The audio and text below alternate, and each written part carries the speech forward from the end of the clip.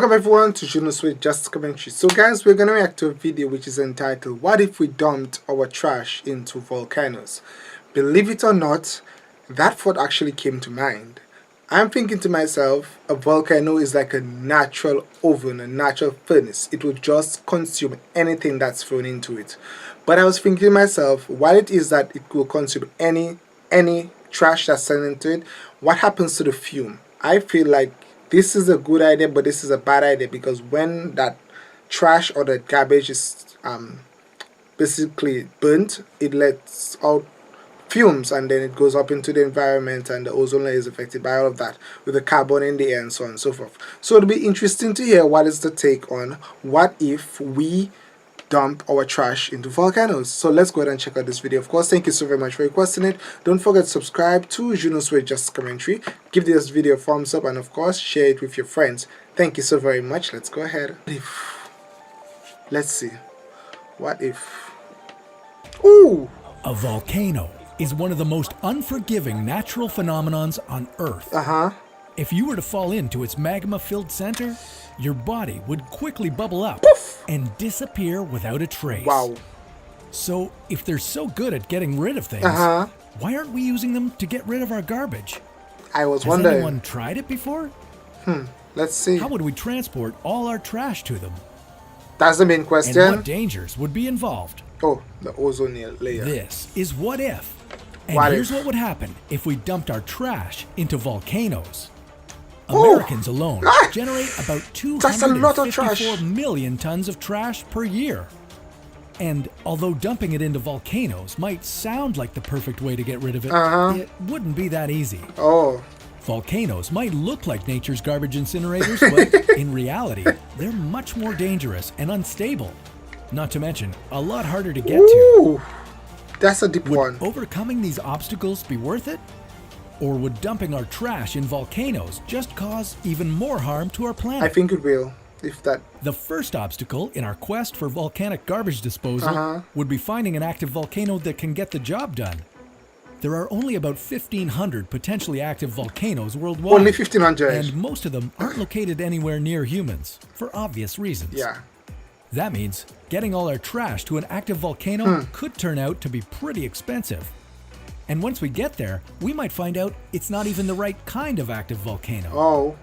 The kind of volcano we'd be looking for is called a shield volcano, a slow erupting variety that contains the iconic lava lakes that gradually spew out onto the Earth. Oh. Unfortunately, these aren't very common. You're more likely to come across their angry cousins, known as stratovolcanoes. And you don't want that. Stratovolcanoes are known for their explosive eruptions, caused by the buildup of pressure from hot gas and magma. Ooh. In other words, they're probably not the safest location for the town dump. I know. But let's say we're lucky enough to find ourselves a nice active shield volcano. Before we worry about the logistics of getting our trash there, let's figure out if it's even a good idea to dump it inside. If you were one of the first waste collectors hired to drive up to the vent of a volcano, you'd quickly start to question your career choices. Life insurance will have to be very high for that person. The vent of a volcano is a treacherous environment full of poisonous gases, lava splatter, and projectile rocks. And things only get worse once you start throwing stuff inside. I think so. In 2002, a group of Ethiopian researchers threw a 30-kilogram bag of trash into a volcano, and the results were explosive. Lava lakes are unstable, so if you pierce their surfaces with something cold like trash, one bag, a chain reaction of explosions involving pressurized and acidic steam. Oh shit! So can you imagine how big these explosions would be if you threw an entire nation's trash in there? Well, to put it in perspective, rock falls into lava lakes in Hawaii have sent lava 85 meters into the air, so it'd probably be something like that.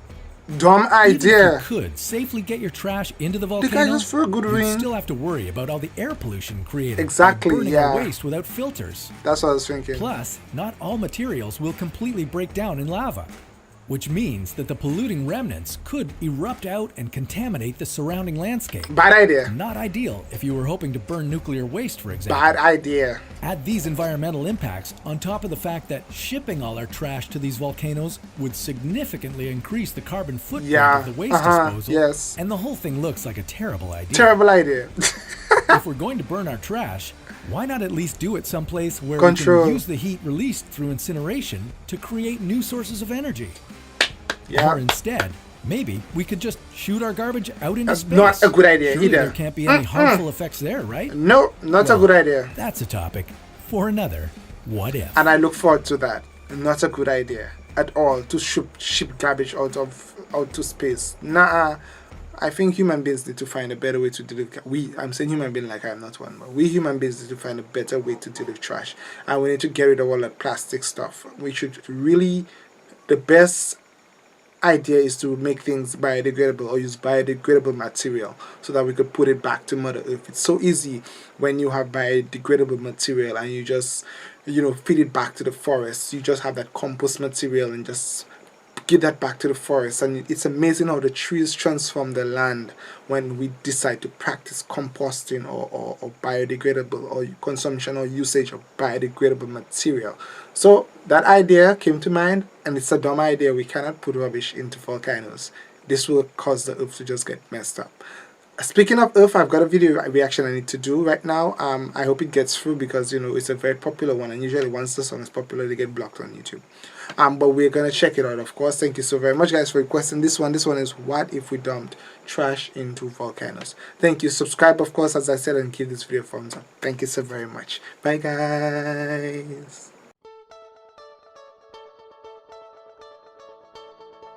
In this video, I'll talk about the investment in Dominica's real estate and answer the question if it's profitable to invest in real estate in the first place. I'll also take you through the current situation in the real estate market, name the government-approved projects, and the number of issued passports.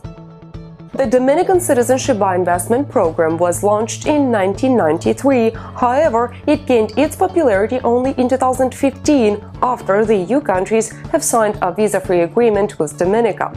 About 12,000 passports have already been issued to foreign investors. The investor is able to obtain Dominican citizenship by investing at least $200,000 in real estate. Keep in mind that the real estate object you invest in must be included in the list of government-approved investment projects. Here are 5 promising options. Jungle Bay Villas is an eco-friendly resort in the south of Dominica. Prices for luxury sea view villas start at $255,000. All villas are managed and marketed by an award-winning boutique hotel brand with 10+ years of operating a profitable and successful Caribbean resort. The owner and the managing company share the income 50-50. The investor will be allowed to live free of charge in the resort 1 week per year. As for the remaining time, the villa will be rented out. The resort is to be commissioned in 2018. Cabrit's Resort Kempinski is a 160-room hotel located at Douglas Bay between the Cabrit's National Park and the community of Tantan. A minimum investment of $220,000 into the project will entitle the investors to the citizenship of Dominica.